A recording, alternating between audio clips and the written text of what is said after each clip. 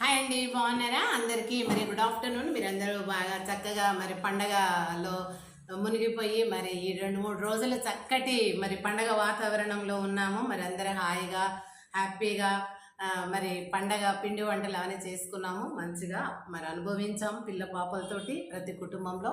కానీ ఒకటేంటంటే మన దేశ పరిపాలన ఎక్కడ పోతుంది, ఏమవుతుంది, పాలకులు ఎలా ఉంటున్నారు, మనం ఏం చేస్తున్నాము, మన జీవన విధానం ఏంటి, పాలకుల యొక్క పాలన ఎలా ఉందనేది చూడాలండి. ఎందుకంటే ప్రతి రోజుకు ఈ తెలంగాణ ఫార్మేషన్ డే ఫామ్ అయిన తర్వాత అయితే మరీ ఒక డీజేలు మత్తి పదార్థాలు తీసి ఆడి పాడుతూ ఆ దేవతలను ఊరేగించడము, వినాయక చవితి, బతుకమ్మ, నవరాత్రులు మరీ ప్రతి చోట న్యూసెన్స్ చేస్తున్నారండి.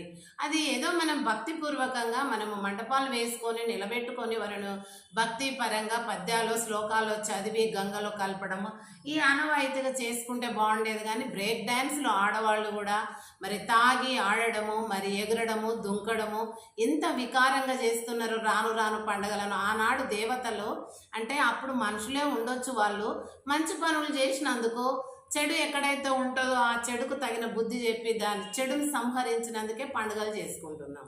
మరి అటువంటి పండుగలను ఈ రకంగా చేయకండి.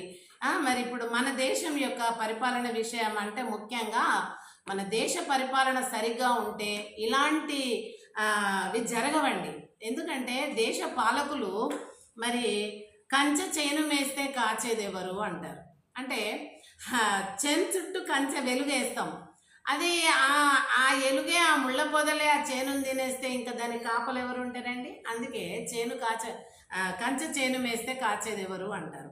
అలాగే ఇప్పుడు ఆనాడున్నటువంటి నాయకులను దేశ పరిస్థితులు అన్నీ కూడా స్థితిగతులు అన్నీ కూడా ఆ దేశం యొక్క పరిపాలన మీద ఆధారపడి ఉంటుంది. అంటే ఆ దేశ పాలకుల మీద ఆ దేశం యొక్క ప్రగతి కానీ, ఔన్నత్యం కానీ, అభివృద్ధి కానీ, మంచి నడవడి కానీ వాళ్ళ మీదనే ఆధారపడి ఉంటుంది. అందుకే ప్రజలందరూ వాళ్ళని ఎన్నుకుంటారు మంచి ప్రతినిధులు అని. ఇప్పుడు మన ప్రోగ్రాం సమాజం నాడు నేడు కదండి.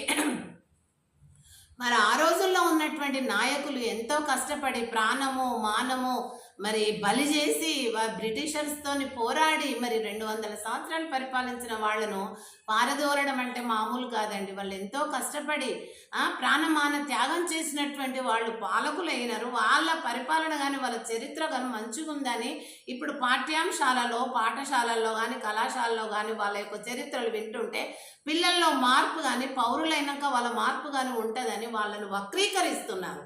ఈ ప్రతినిధులే పార్టీల వాళ్ళే